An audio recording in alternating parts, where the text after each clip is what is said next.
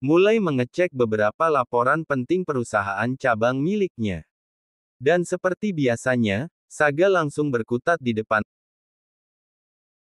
Zara benar-benar dibuat kesal atas ulah suaminya yang dengan seenaknya melakukan hal seperti itu, rasanya bibirnya sudah seperti tersengat lebah, sedangkan Saga malah tersenyum puas sambil mengelap bibirnya.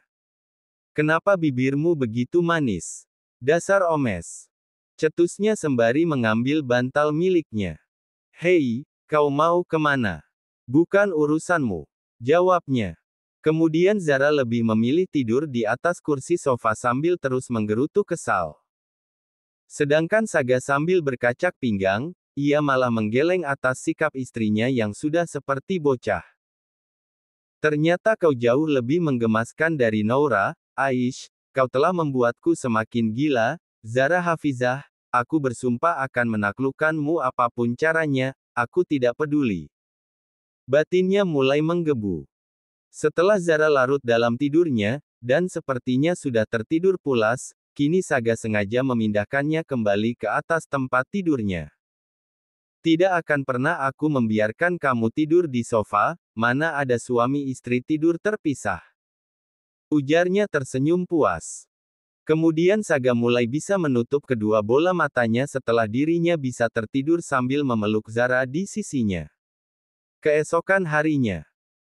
Cahaya cerah dan hangat serta suara burung-burung mulai berkicau di luar jendela telah membangunkan Saga dari tidur lelapnya, ditatapnya ke arah samping, di mana Zara masih tertidur dengan lelapnya, lalu Saga tertidur miring sambil mengangkat tangan kirinya untuk menopang kepalanya. Ia terus saja memperhatikan wajah cantik Zara saat tertidur lelap sambil merapihkan anak rambut yang hampir saja menutupi wajahnya. Kemudian Saga baru tersadar jika di bawah telinga istrinya terdapat sebuah tanda lahir yang sama persis dengan tanda lahir milik mendiang istrinya dulu. Kenapa aku baru menyadarinya? Kenapa Noura dan Zara memiliki tanda lahir yang sama? Sungguh aneh. Ujarnya dalam hati. Tidak lama kemudian Zara terbangun, ia cukup terkejut saat mendapati tubuhnya berada di atas ranjang tempat tidur. Kenapa aku bisa tidur di sini? Tanyanya bingung. Loh mana aku tahu, pas aku bangun tidur, kau sudah berada di sebelahku, bahkan tadi kau terus saja memelukku. Jawabnya sengaja berbohong. Mendengar suaminya berkata seperti itu, Zara kaget tidak percaya. Mas pasti sedang bercanda kan? Pasti Mas yang memindahkan aku ke sini. Terserah kamu saja sayang. Yang jelas kau semalam tidur sambil memelukku.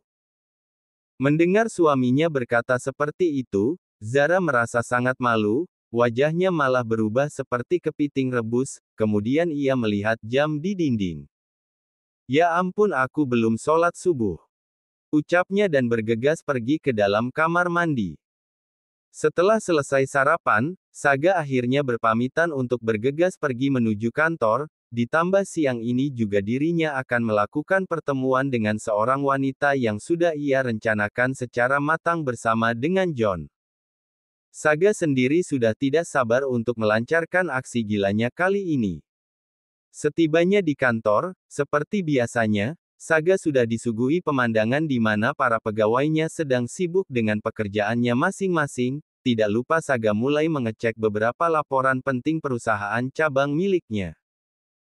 Dan seperti biasanya, Saga langsung berkutat di depan layar laptopnya, tidak ada yang berani mengganggu aktivitasnya termasuk John. Menjelang makan siang, inilah yang Saga tunggu sedari tadi. Tuan, apa Tuan yakin dengan rencana Tuan kali ini? Tanyanya mulai ragu. Sudahlah John, kau jangan mencoba membuatku untuk mundur, kau itu tidak konsisten dengan rencana kita yang kemarin. Protesnya. Maafkan saya Tuan, saya hanya khawatir saja. Sudahlah, aku ini bukanlah anak kecil John, kau itu sangat menyebalkan. Protesnya kembali. John pun langsung meminta maaf sambil tertunduk patuh. Kini Saga dan Laura melakukan pertemuan secara tertutup di salah satu restoran cukup terkenal di kota ini. Bagi Laura, ini serasa mimpi karena pria yang sudah lama ia incar akhirnya mentraktir dirinya makan siang, sebagai ungkapan permohonan maaf Sagara karena telah menjebloskan dirinya ke dalam jeruji besi. Tapi sepertinya dilihat dari raut wajahnya, Laura sama sekali tidak marah padanya, malah wanita ini selalu berusaha untuk terus berada di dekat Sagara. Kenapa wanita ini sangat tidak tahu malu sekali, dikasih hati malah minta ampela, cek cek cek. Keluhnya dalam hati. Kau tahu Saga, sedari dulu aku selalu menginginkan makan hotpot bersamamu seperti ini, ayo buka mulutmu. Pintanya sambil mengasongkan daging yang direbus dan dicelupkan ke dalam saus, sebenarnya Saga merasa risih atas tindakan Laura yang menurutnya sangat berlebihan padanya, tapi demi satu misi, ia rela melakukan hal gila seperti ini. Dengan terpaksa Saga membuka mulutnya lebar-lebar, Saga pun mengunyahnya perlahan. Wow, lumayan juga, dagingnya lembut dan juga empuk. Jawabnya sambil melempar senyum. Dan kini giliran Laura yang membuka mulutnya, berharap Sagara akan menyuapi dirinya. Aish, boleh tidak sih aku masukkan sumpit ini ke dalam mulut wanita tidak tahu malu ini, Dem? Umpatnya kembali. Saga pun akhirnya mengikuti kemauan Laura, ia menyuapi makanan yang sama persis dengan barusan yang ia makan. Wah, memang rasanya jauh lebih nikmat jika yang menyuapinya pria tampan sepertimu. Ujinya dengan wajah merona. Benarkah? Wah, tidak kusangka kau menarik juga, kenapa tidak sedari dulu aku menyadari kehadiranmu Laura, tolong maafkan aku.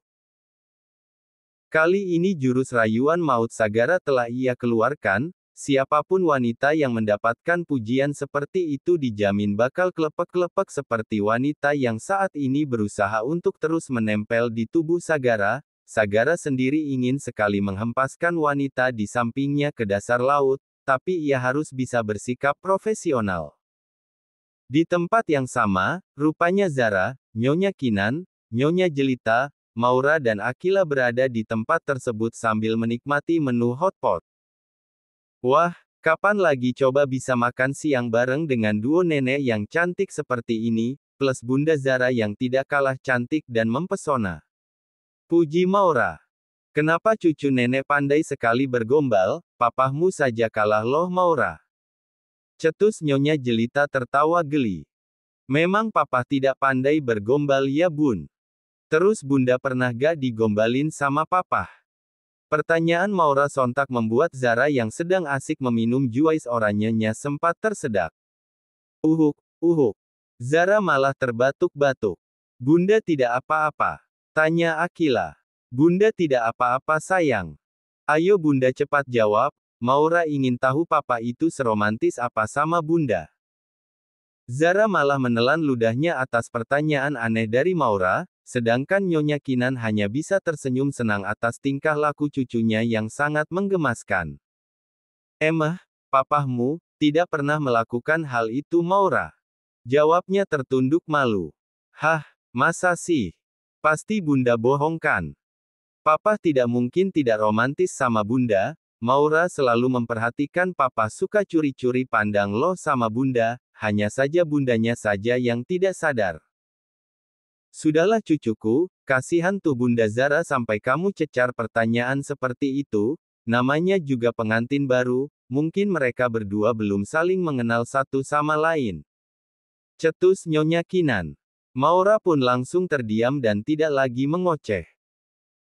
Sedangkan Zara, meminta izin untuk pergi ke toilet, ia sempat diikuti oleh dua orang pengawal suruhan suaminya, namun Zara menolaknya karena letak toilet tidak begitu jauh dan hanya berjarak kurang lebih 10 meter, akhirnya kedua pengawal tersebut pun mengangguk patuh, mereka tetap fokus memperhatikan Zara dari jarak jauh.